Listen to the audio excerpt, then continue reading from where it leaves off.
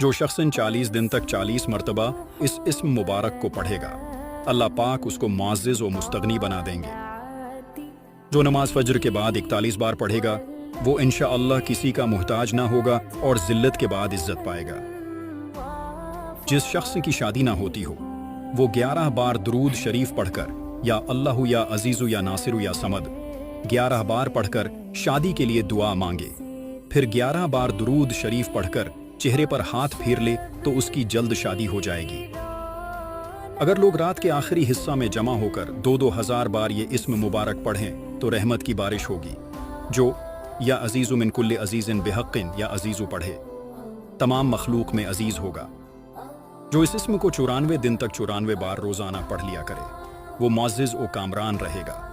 جو اس اسم کو 411 دن تک 200 بار اول و آخر درود شریف کے ساتھ پڑھے گا، اس کے سب کام درست ہو جائیں گے۔